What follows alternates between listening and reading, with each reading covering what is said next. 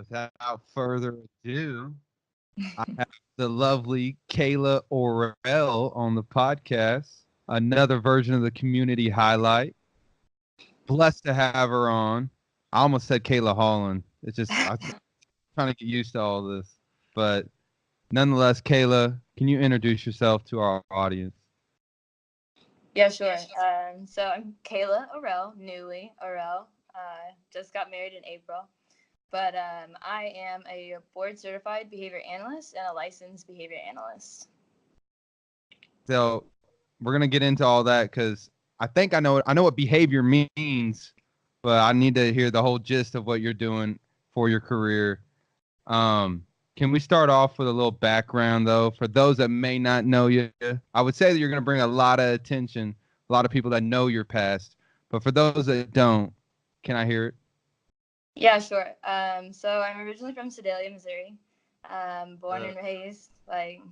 I went to Sacred Heart, and for college though, I've actually been an array of places, and I've been so blessed to be able to. I lived in Rome, my first year of college, and then I finished out. Yeah, the wait, wait, rest. wait, wait, wait. Let's slow down. Let's slow down. I didn't even know you went to Rome. Rome, Italy. Yeah, small town Sedalia girl. I was like, I'm not staying here. All my friends are going to Mizzou, they're going to UCM. I was like, no, I can't do it. I gotta go somewhere, like the farthest place I can think of.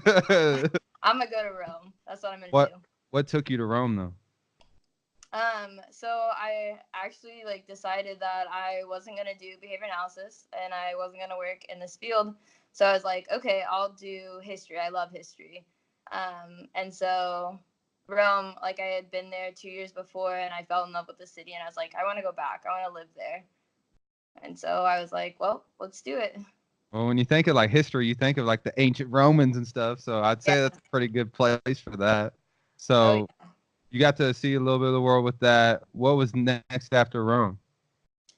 So about halfway through my semester at Rome, I was like, dang it, like this is not, I don't like history as much as I thought I did. This is awful. And so I took all these psych classes my second semester, and then I started applying places that had a behavior analysis program. And so I literally just Googled like ABA colleges that have, and Florida came up, and I was like, Florida sounds warm. Like, that sounds nice. Let's do it. What what got you interested in behavior analysis? Yeah, that's correct. Tell me what So tell me what got you interested in it, and then kind of give me a general broad description of what the job title entails. okay. So what originally got me into ABA was my mom. I mentioned her earlier. My mom to me is like one of my biggest heroes, and she works with people with developmental disabilities, like just a wide range, and does a lot of social work. And so I've been around it my whole life, and I've always Shout been, out, mom. yeah, like shout out to my mom. But I was always like, no, I don't want to be this. I don't want to be her. Like I don't know why I had that thought ingrained, but I was like, I'm not gonna be her. I'm not gonna do that. And so it took me going to Rome to be like, this is obviously what you're meant to do. No. So go do that. And so I finally found myself in Florida and doing what I'm supposed to be doing, and I've Rome, never felt better. Rome's a pretty humbling experience too, you know. Oh, To let be me tell humbled you what, by. it really is living in Rome and being away from everyone and not having easy access to go home. Even it was a struggle for me to get back even during Christmas break. So it was very, very, very humbling, but it was really, really cool. So that got you back back on course to behavioral analysis. Now tell me, give me it all for dummies, because you're talking to a dummy at least when it comes to that, especially. But can you kind of highlight, since this is the community highlight, what exactly you do? Yeah, so I'm a BCBA, right? So basically, I'm writing now behavior plans and behavior reduction plans, behavior goals, stuff like that, all really pertaining to kids with autism. And Okay. so, your kid, you have a kid, he has autism, you bring him into the clinic or the center, and I do our assessments, and I say, okay, here's where the deficits are. This is what we're going to work on. Okay.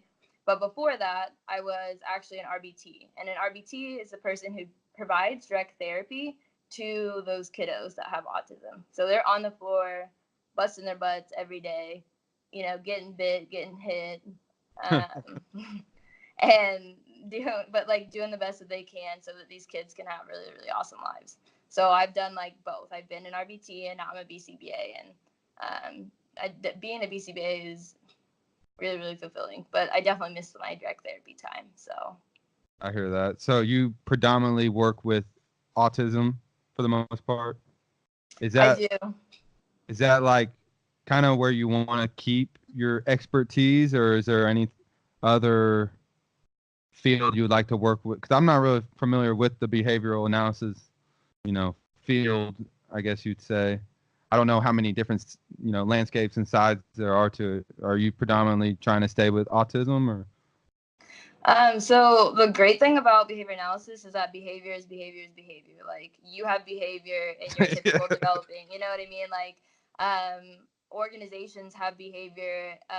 We do stuff in gerontology and with people that are older because behavior is behavior. Like we also can do stuff in like fitness, but I think for now I'd like to stay with my kiddos with autism, but I really really love ABA in fitness and like in health, just because I've always been or consider myself semi-healthy. I mean, I wouldn't say I'm like the most healthiest person out there, but I do like being able to apply it to health and fitness. So I definitely like to see that happen.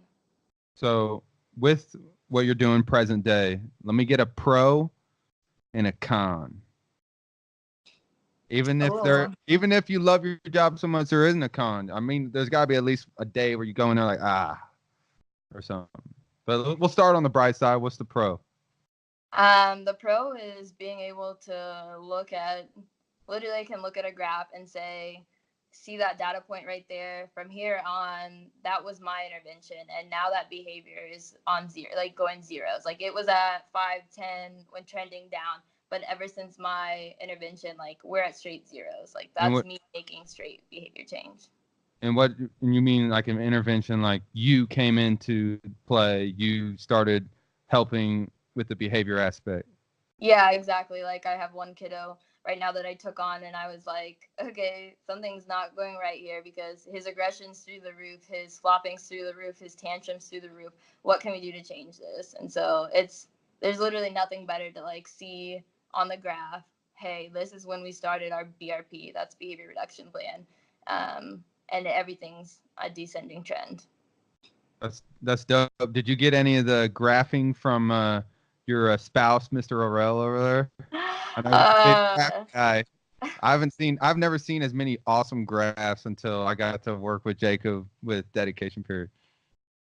Yeah, no, I mean, you would think he definitely helps me a lot with like the graphing part, but like it's really cool. We had a meeting last week and it was really cool to see his graphs and like I can read them and I know where, like I know where they should be. Yeah, So that's really cool. yeah, totally. Now let's get to the. I know there isn't any negatives. You don't want to think negative, but what's a con? It don't have to be, anything crazy. I mean, No, no. Honestly, I think some of the hardest part of the job is not being able to be a part of the change 24 hours a day. So what I do 8 hours is I'm working my butt off to make sure, that we're upholding this behavior change, but then some of our kids could go home and, like they don't have great home lives. yeah. So, we're not seeing that change or, like having to see a kiddo come in, not looking so great because they don't have a good home life. Like that's the hardest part of the job is things like that. And I don't want to. Well, we're not done, and I don't want to just stop with that con. What's another pro that you like with your job? No, I feel that. I think just being able to use ABA every day, like it's really, really awesome. I like wish that everybody knew how great it was. So being able to be amongst people that like know ABA, can use the language and terms fluently, it's awesome. Totally. So here, let's do a little experiment. Like, so yeah, I probably have some crazy behavioral traits, characteristics. What would you, if like you're trying to analyze me, what would you take me through that if you can, slightly. Yeah, no, definitely. So people are always like, "What? Oh, are you reading my mind?" No, I'm not. I'm not reading your mind right now, but I am watching how you just touched your face after I said something. You know what I mean? Or I'm about to just... like we call it the ABCs. And I'm going to break it down so it's super simple for everybody. But A stands for antecedent. So basically, that's what comes before the behavior. Okay, so what Say it one happens more time. before? What? Say it one more time. Antecedent? Antecedent. Yep, All right, antecedent. go ahead. Yep. What came before the behavior? So let's say you're in line at the grocery store, your kid is tantruming, okay? But before that, he said, "Hey mom, can you get me a piece of candy?" Okay, so what happened before he tantrum? He asked, but mom said no. Now Yeah. he's tantruming. And what's the consequence? I don't know. Mom could give in and just say, here's the candy. Or mom could say, "No, you're not taking the candy." And she just walks out as you're crying. Like, okay, so in those two scenarios, we have either reinforcement happening. So let's say mom just gave you the candy. She's like, "No, stop, don't cry in the store." She gave you the candy. So the next time you go to the store, what's that kid going to do? When he's in line, he's going to ask, mom's going to say no, and then he's Expect going to the cry. candy. Yeah, he's going to cry and be like, "Okay, cool, now it's candy time." But Yeah. let's say mom didn't. The next time he goes to the store, you're probably just gonna be like, "Well, mom said no last time, and she meant it, and she didn't get me the candy, so crying did nothing. So I think I'll just stand in line now and wait." So you're telling me I like if I ever have a kid down the road, I can't give him candy one time? Oh no, you can like definitely reinforce like the appropriate asking. That's where people mess up the most is like kids will up the ante. So like you say no Right. even though they asked nicely. Now they've asked nicely, they screened it nicely, and now they're throwing like the biggest tantrum ever. You should have just said right here. You should have been like, "Here's the candy. You asked nicely. Cool. Let's be done." Yeah. And we can fade it out through there. No big deal. So what's the next step after? Okay, so A, antecedent, B, behavior, and then C, the consequence. The consequence tells us whether that's going to happen again or not. Okay.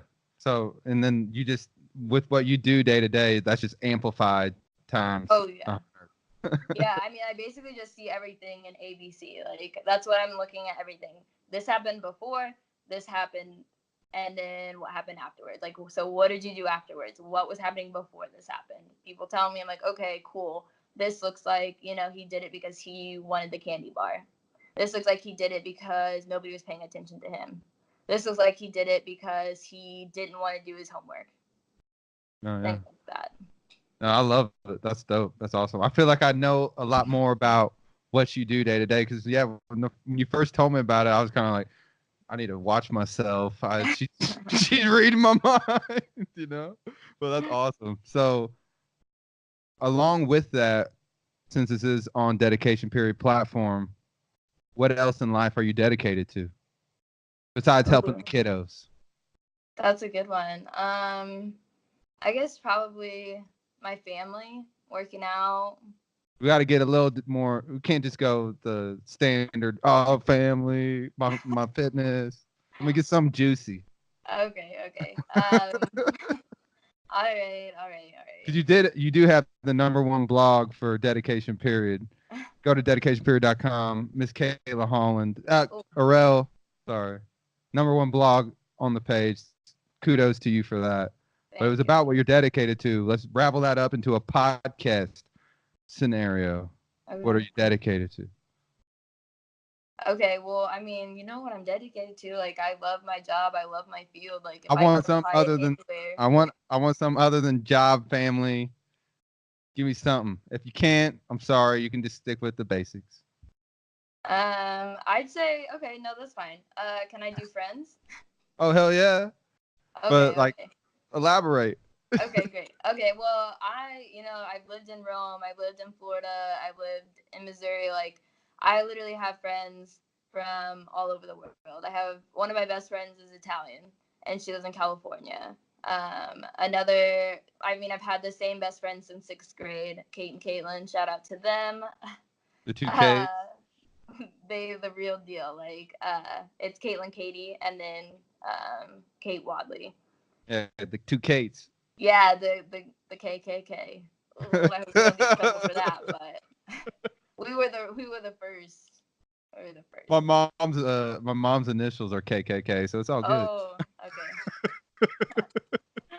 But Uh, anyway, were you yeah.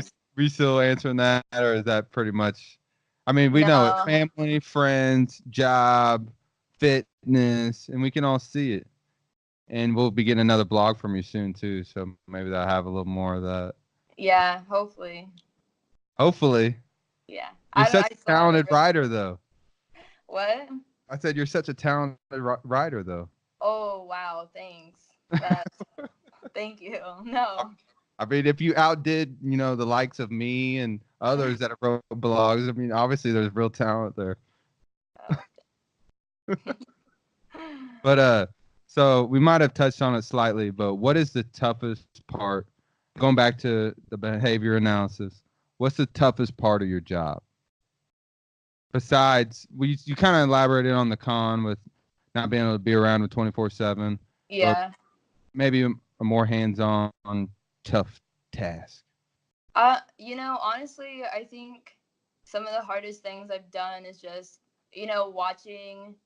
watching other people hurt other people, um, or like being a part of something that you feel like you're possibly hurting someone. Like, I'm not trying to say that I hurt somebody daily. Like, that's not true at all. But we do what we need to do to keep people safe. And there's just been times where I will never forget, a kid's face looking at me as I'm trying to keep them safe from their environment and from us.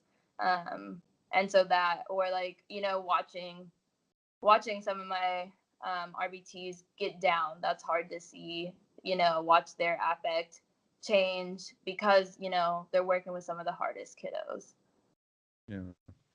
Yeah, it can get tough, but I think in the field, if we do a good job of like just it's silly, but remembering to like reinforce each other. So like I have a candy bag and it had like coffee and candy and chips. Like it's the little things in the service field world that like mean the most. So Yeah, totally. yeah. I love it. It sounds like an awesome job. I mean, be able to, and then there's so many sides to it as well. But I even had like in high school I did a little like study hour, but I would go work with the autistic kids at Smith Cotton High School, and honestly, like there'd be days where I'd be having the worst day of my life type, and I get to see them and just lift me up to the moon. You know what I mean? There's something special about you know people that suffer from that, unfortunately. Yeah, I mean, you could literally get smacked in the face by one kid and then turn around and then have another kid just say your name, and like the way he says your name is like, and the smile he gets whenever he sees you, like it's worth it. Like I'll Makes it take all worth it. 20, yeah, I'll take 20 hits and one smile and somebody saying my name. Like it's worth it. Totally, totally. Well, what's a long term goal? It doesn't even have to be within your field. It could be anything. What's a couple long term goals that Miss Kayla Orell has? Well, honestly, Connor, I'm just trying to take over the world. That's why we are one and the same. That's why we're still to this day keeping in touch. Mr. Jacob, I'm sure he's to your left. He's got that same mentality instilled. How are you going to take over the world, though? So I actually decided this like 2 weeks ago. I was like, this is my new plan. So I've always had the dream of opening up my own center and clinic in Sedalia, just because Sedalia is literally the biggest city, 60 miles any direction. Like there's, like there's Green Ridge, there's Smithton, there's Stover, like all these little towns around that aren't getting ABA services. They have to go to Columbia, they have to go to Kansas City. That's not practical, like, Yeah. and it's not fair. So Yeah. I want my own center in Sedalia.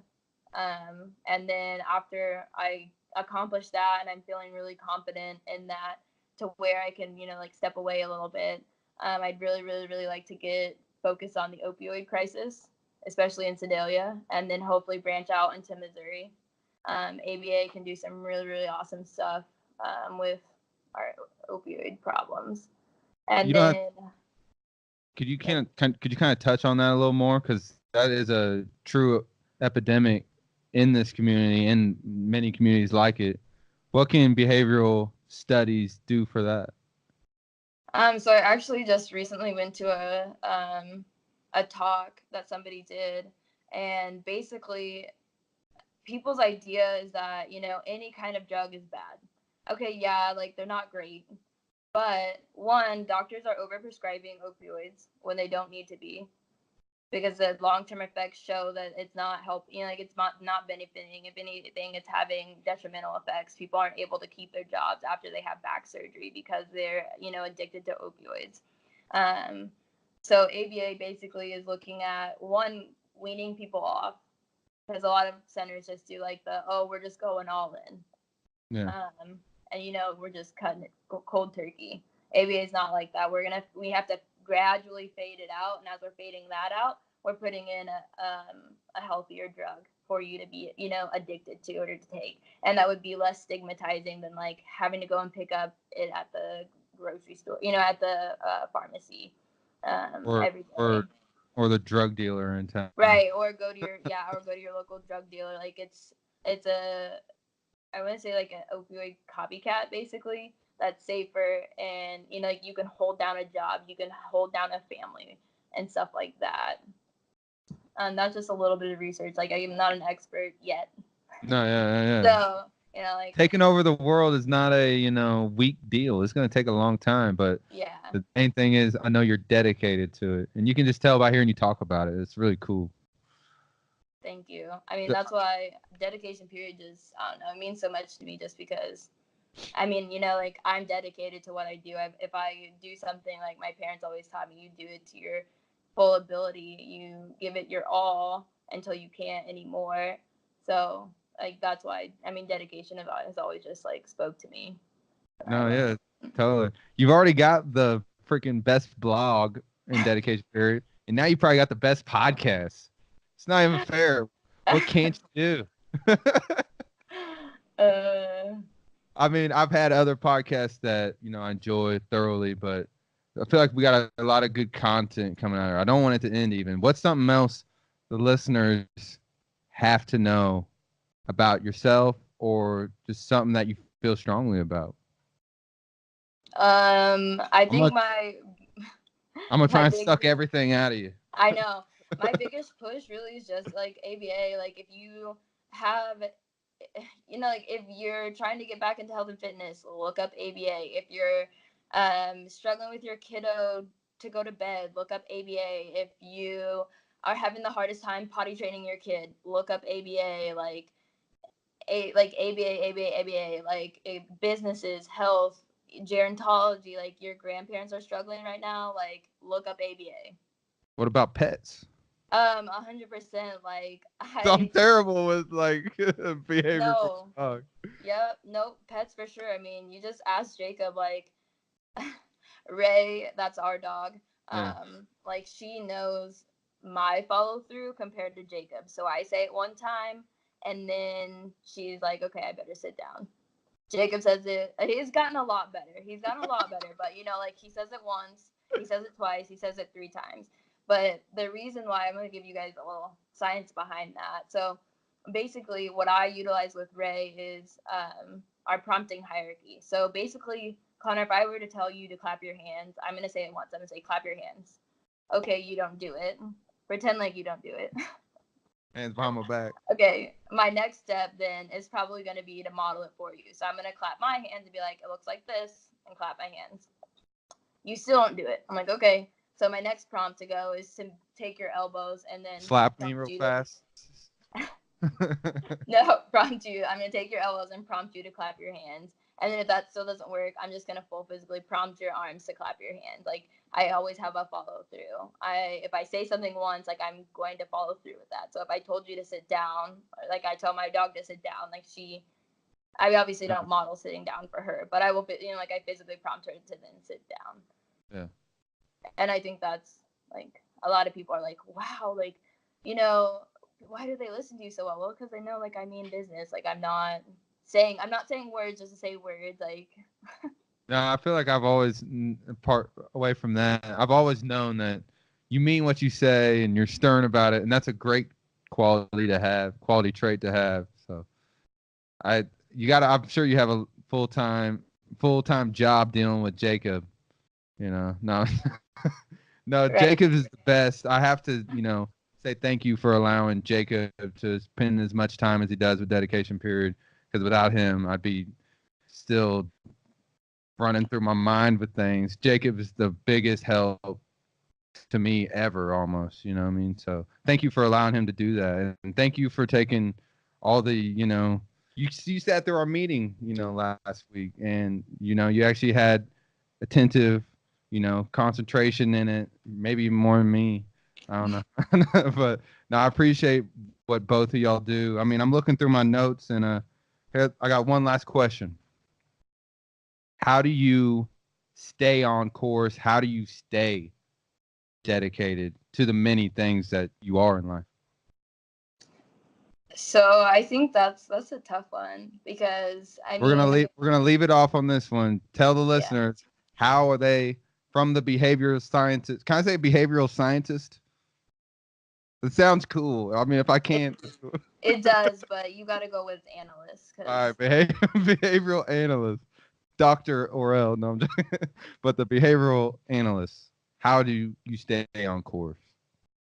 I think your mental health is really important, Def- So, making sure that I am going to bed. I mean, it sounds silly, but I go to bed almost at the same time every night because the sleep cycle is super, super important. Having a consistent sleep cycle is really, really important, especially, for aiding against depression, especially when you have a hard job, like a lot of behavior analysts do and people in the service field. I like to work out, and I think that's probably the most beneficial thing that I do oh, is working out just definitely. because it gives you an outlet to work through some things that you've either seen or done throughout the day that were hard, and And if there's you have nothing, and on piggybacking off that, there's nothing negative about it. Every time you go work out, you're doing something beneficial for yourself, whether it's physical, okay, I'm getting bigger, I'm getting leaner, whatever. And then also just the mental aspect. Stress is just eliminated. Depends on what type of stress, I guess. yeah, no, for sure. And then I mean, just I always try to, like, if I'm just like, oh my god, I can't fix this, because I mean every once in a while we get in this like tunnel and we're like, okay, I've done this, and still nothing is changing. Like, what is happening? I feel like I can't fix this. I feel like I can't help this family. It's like going back and being like, okay, but do you remember where this kid started? Okay, he had one word, now he's at five. He wasn't making any eye contact, now it's all he does. He always engaged in self-injurious behavior. Look at him now, like he's down to zeros and ones. Like, it's taking a step back and being like, okay, chill for a second. Like, yeah, things are hard right now and you can't figure out this problem and it really sucks, but look at all the things you've done so far. Look at all the things you've been a part of. And you can take that to one's life, whoever's listening. Look at all the different things that you've done, whoever's listening out there. Just keep on piling them up. Just Yeah, stay like that. dedicated. Just stay dedicated. Just period. That's it. Dedication, Well, I period. think that's beautiful. We're approaching 30 minutes with the great and powerful Kayla Orell, the behavioral analyst. I feel like I know a lot more about yourself. We've talked, but I've never got to get this deep with you, so that's dope. I'm really honored to be able to do this on the podcast forum, and hopefully get a lot of new listeners in that may not know you, may not know me. No matter what, it's dedication. Period. That's it. That's right, no matter what. But yeah, well, I'll let you be. I'll let you get back to your sleep cycle and all that. good stuff. And That's right. It's almost bedtime. yeah, if you're listening, you know, while you're at it, leave 5 stars just to show your appreciation towards Kayla. But thank you so much. It was a great podcast. Thank you. Yeah. Thanks, Connor. Oh, heck yeah. Anytime. Peace.